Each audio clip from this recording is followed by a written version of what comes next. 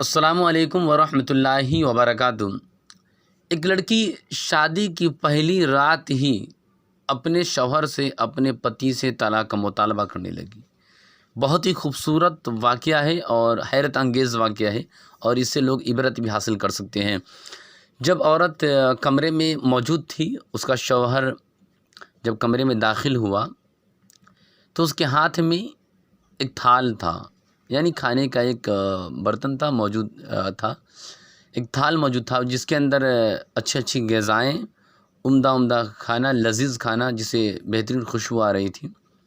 اور شادی کے موقع پہ آپ جانتے ہیں کہ بہترین کھانا کا لوگ انتظام کرتے ہیں، اور مہمان کو لے کر، اور عمدہ کھانا، زیادہ تر شادیوں میں عمدہ کھانا ہی تیار کیا جاتا ہے۔ اس کے کھانے سے اتنی بہترین خوشبو آ رہی تھی، جب وہ اندر داخل ہوا تو تھال لے کر اپنے شریک حیات کے پاس آیا۔ لوگ تھوڑے شانت ہو چکے تھے۔ گھر کا جو شادی کا ماحول جب ہوتا ہے، لڑکا لڑکی جب کمرے میں داخل ہو جاتا ہے تو یقین مانیے ماحول گھر کا تھوڑا شانت ہو جاتا ہے۔ شانت ماحول میں ہی لڑکا اپنے کمرے میں داخل ہوتا ہے۔ جب اپنے شریک حیات کے پاس گیا، جانے کے بعد کھانا رکھا، سلام و کرام کرنے کے بعد کہا کہ آپ کھانا کھا لیں، تو اس کی جو بیوی تھی، جو شریک حیات ہم سفر تھی، چند منٹوں کے لیے ہی صحیح، لیکن جو شریک حیات بیوی تھی، اس کا شوہر نے اس سے کہا کہ آپ کھانا کھا لیں، تو شوہر کو جواب یہ دیتی ہے بہت ہی خوبصورت انداز میں تھی، میں اس دن آپ یہ بھی جانتے ہیں کہ لڑکی کو دکھلانے کا رسم و رواج زیادہ چلتا ہے، دلہن کو لوگ زیادہ دیکھنے آتے ہیں، تو اس کے نظر میں ان کی والدہ کو وہ دیکھ چکی تھی، پہلے جانتی تھی، یا اس کی تصویر وغیرہ جو بھی ہو، یا اس طرح بھی وہ جان چکی تھی کہ میرے شوہر کی ماں ہیں، میری ساسو ماں ہیں۔ دیکھیے ان کے چہرے بیاں کر رہی تھی، تو وہ کافی لگ رہا تھا جیسے کئی دنوں سے وہ کھانا نہیں کھا پائی ہیں اور تھکی ہوئی محسوس ہو رہی تھی۔ جو اس کی شریک حیات کہہ رہی تھی، میں دیکھی ہوں آپ کی والدہ کافی پریشان تھی، میں چاہتی ہوں کہ آپ اور اپنے والدہ کو بھی آپ بلا لیں، ساتھ میں ہم تینوں آدمی بیٹھ کے کھانا کھا لیتے ہیں۔ تو اس کا شوہر نظر انداز کرنے لگا اور کہنے لگا رہنے دو، ماں سو گئی ہوگی، چھوڑیے آپ کھانا کھاتے ہیں۔ تو وہ دوبارہ اصرار کرنے لگی کہ آپ والدہ کو بلا لیتے تو زیادہ بہتر ہوتا، میں ان کے ساتھ ہی کھانا کھانا پسند کروں گی۔ تو شوہر نے پھر دوبارہ کہنے پر بھی اس نے انکار کر دیا، مطلب نظر انداز کر دیا کہ رہنے دو، ماں سو گئی ہوگی۔ ایک بار نہیں، دو بار نہیں، 3 بار اس کی شریک حیات، اس کی بیوی نے اپنے شوہر سے یہ التجا کی، درخواست کی اور خوش مزاج سے کہی، لیکن اس کا شوہر اس بات کو نظر انداز کرنے لگا، بس یوں سمجھ لے کہ انکار کرنے لگا۔ پہلی رات کے حالات کس طرح تھے، تو اس کی بیوی نے اپنے شوہر سے اسی وقت ایک ایسا جملہ استعمال کیا جس کو سننے کے بعد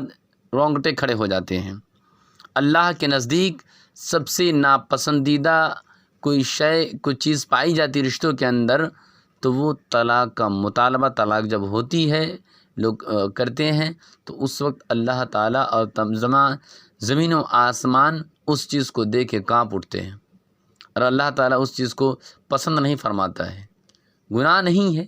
لیکن اللہ کے نزدیک حلال چیزوں میں سب سے ناپسندیدہ چیز اگر کوئی ہے تو وہ طلاق ہے، یہ حدیثوں سے بھی ثابت ہے۔ تو وہ عورت، اس کی بیوی نے اسی وقت اپنے شوہر سے طلاق کا مطالبہ کر لی۔ ساری خوشیاں اس کے شوہر کے چکنا چور اسی وقت ہو چکے لگی، اسے لگا کہ مذاق سے بول رہی، لیکن اس کے بار بار اصرار کرنے پہ، اور اس نے کہا میں ابھی اسی وقت میں طلاق کا مطالبہ کرتی ہوں اور مجھے اسی وقت طلاق چاہیے۔ جب نہیں مانی تو لوگوں کے درمیان یہ باتیں پہنچی تو ایسی بات ہے، لڑکی آج جو آئی ہے اسی وقت وہ طلاق کا مطالبہ کر لی، لیکن وہ بات جو دراصل جو حقیقت تھا وہ لوگوں کے سامنے ظاہر نہ کر پائی، نہیں ہو پایا۔ جب کافی لوگ سمجھانے بجھانے کے باوجود بھی وہ ان کی بیوی جو دلہن تھی وہ اس بات پہ اٹل رہی، نہیں مانی، اور طلاق آخر کار وہ لڑکی وہ دلہن اپنے شوہر سے طلاق لے ہی لی اور الگ ہو گئی۔ آپ سوچ سکتے ہیں کہ اس گھر کا ماحول کیسا رہا ہوگا، اس منظر کو آپ اپنے ذہن میں اور اپنی نظروں کے سامنے آپ دیکھ سکتے ہیں، محسوس کر سکتے ہیں، لیکن آگے کی بات جب سنیے گا تو دل کو بہت سکون مل جائے گا آپ کو۔ وہ لڑکی اپنے گھر چلی گئی، اسی وقت لوگ آئے، وہ لوگ ان کے گھر والے آئے اور اس کو لے کر چلے گئے۔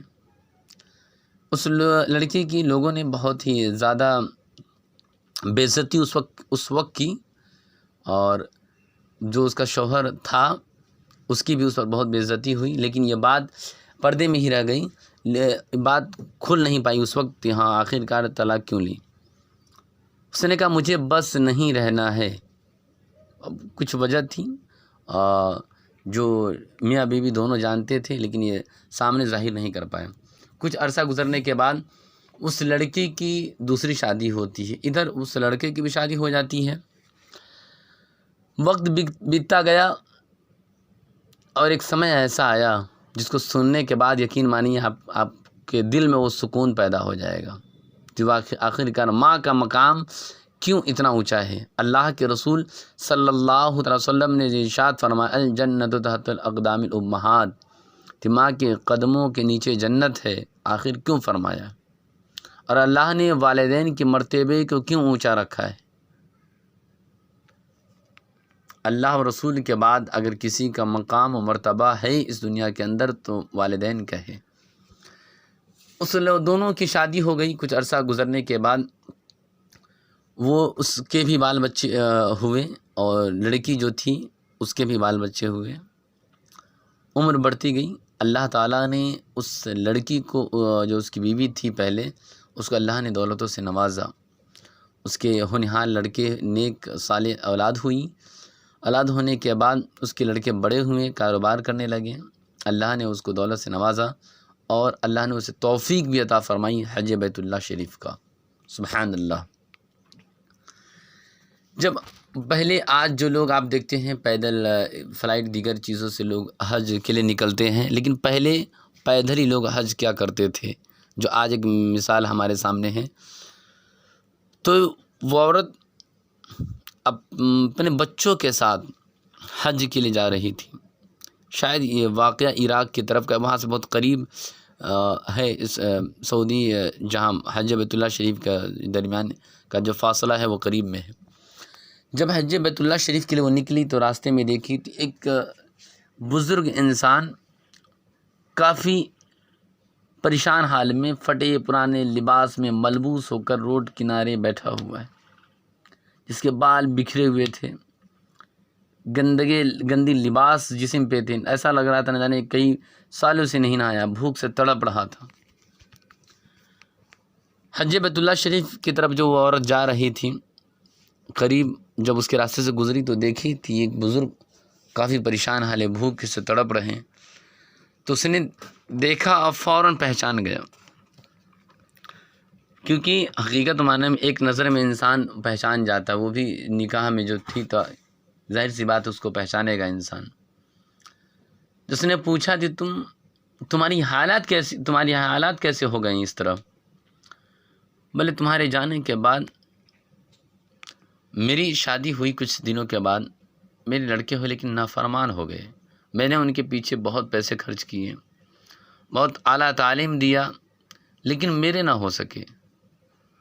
تو اس لڑکی نے جو عورت تھی انہیں یہ کہا کہ تمہارا حال یہی ہونا چاہیے، اس دن تم کو احساس ہونا چاہیے تھا، والدین کا جو ماں کا جو مقام ہے اس کو تم نے سمجھا ہی نہیں کبھی، تو تمہیں کیسے کوئی تمہارے اولاد تمہیں کیسے سمجھ پائے گا؟ اس لیے اللہ تعالیٰ نے جو بھی مقام و مرتبہ دنیا کے اندر دیا ہے، تمام رشتوں میں سب سے اہم جو رشتہ پایا جاتا ہے والدین کا ہے۔ ماں باپ کی خدمت کریں، یقین مانیے زندگی بہت ہی خوشگوار گزرے گی۔ والدین حقیقت معنوں میں وہ دولتوں سے، شہرتوں سے گھر کے بناوٹیں خوبصورت نہیں ہونی چاہیے، لیکن اگر بزرگ، اس گھر کے بزرگ کے چہرے پہ رونق ہے تو یقین مانیے وہ گھر خوشحال ہے۔ تو آپ